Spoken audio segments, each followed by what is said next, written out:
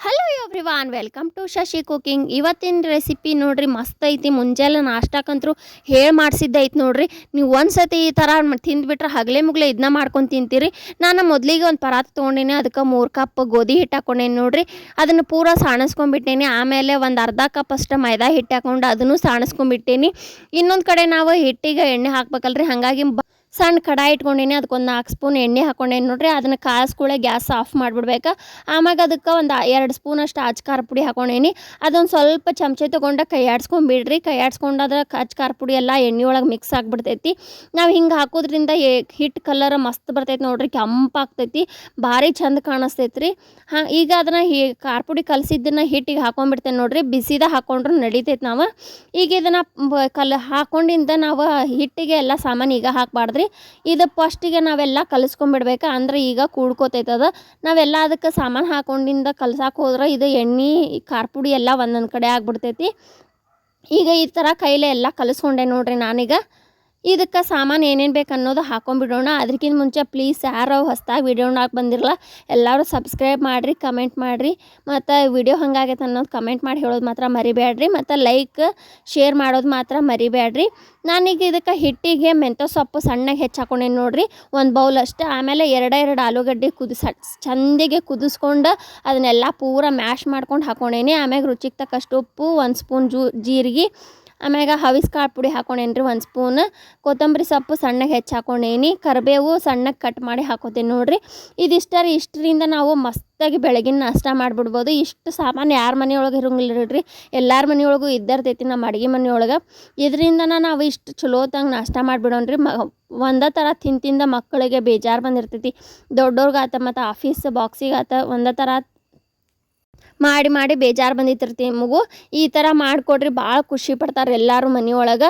ನೀವು ಇದೇ ರೀತಿ 2 ನಾಷ್ಟ ಮಾಡ್ಬೋದು ರೀ ಇದೇ ಹಿಟ್ಟೊಳಗೆ. ನಾನೀಗ ಹೇಳ್ತೇನೆ ರೀ ಆಮೇಲೆ ಇನ್ನೊಂದ್ರಾಗ. ಈಗ ಇದಕ್ಕೆ ಸ್ವಲ್ಪ ನೀರು ಹಾಕ್ಕೊಂಡು ನಾವು ಒಂದು ಸ್ವಲ್ಪ ಗಟ್ಟಿನೂ ಅಲ್ಲ ಭಾಳ ಮೆತ್ತಗೂ ಅಲ್ಲ, ಹಂಗೆ ಕಲಿಸ್ಕೊಂಡ್ಬಿಡ್ತೇನೆ ನೋಡ್ರಿ. ಈಗ ಕಲಿಸ್ಕೊಂಡೇನಿಲ್ಲ ನಾನು, ಸೇಮ್ ಇದೇ ರೀತಿನ ಕಲಿಸ್ಕೊತೀನಿ. ಎಣ್ಣೆ ಒಳಗೆ ಖಾರ ಹಾಕಿದ್ರಿಂದ ನೋಡ್ರಿ ಎಷ್ಟು ಕಲರ್ ಎಷ್ಟು ಚಲೋ ಬಂದೈತಿ ಇದು. ಇಲ್ಲಾಂದ್ರೆ ನಮಗೆ ಅದಕ್ಕೆ ಎಣ್ಣೆ ಒಳಗೆ ಕಲರ್ ಹಾಕ್ಲಿಕ್ಕೆ ಒಂಥರ ಲೈಟ್ ಚಲೋ ಕಾಣೋಂಗಿಲ್ಲ ರೀ, ಹಿಟ್ಟು ಹಂಗೆ ಇರ್ತೈತಿ.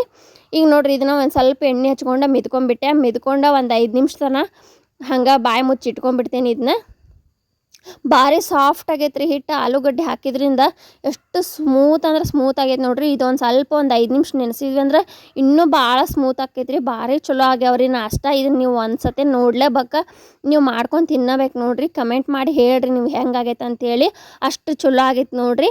ಈಗ ಇದನ್ನು ಮಿದ್ಕೊಂಡಿದ್ದಾತ್ರಿ ಒಂದು 5 ನಿಮಿಷ ತನಕ ಒಂದು ಸ್ವಲ್ಪ ಬಾಯಿ ಮುಚ್ಚಿ ಇಟ್ಬಿಡ್ತೇನೆ ಇದನ್ನ. ಆಮ್ಯಾಗ ಒಂದು 5 ನಿಮಿಷ ಆಯ್ತು ನೋಡ್ರಿ. ಈಗ ಇದನ್ನು ಇನ್ನೂ ಸ್ವಲ್ಪ ಮಿದ್ಕೊಂಡು ತೊಗೊಂಬಿಡೋಣ್ರಿ. ಇದಕ್ಕೆ ನೋಡ್ರಿ ನಾನು ಹೆಸರಿಟ್ಟಿದ್ದಂದ್ರೆ ಮೆಂತ್ಯ ಮಸಾಲೆ ಪೂರಿ ಅಂತ ಇಟ್ಟೇನಿ ರೀ. ಭಾರಿ ಮಸ್ತಾಗೈತೆ ರೀ. ನಮ್ಮ ಮನೆಯೊಳಗಂತೂ ಎಲ್ಲರೂ ಭಾಳ ಇಷ್ಟಪಟ್ಟು ತಿಂದ್ರೆ ನೋಡ್ರಿ, ಅಷ್ಟು ಚಲೋ ಆಗೈತೆ. ನೀವು ಒಂದು ಸತಿ ಇದನ್ನು ಮಾಡ್ಕೋರಿ, ಗೊತ್ತಾಕೈತೆ ನಿಮ್ಗೆ ಹೆಂಗಾಗೈತೆ ಅಂತ ಹೇಳಿ.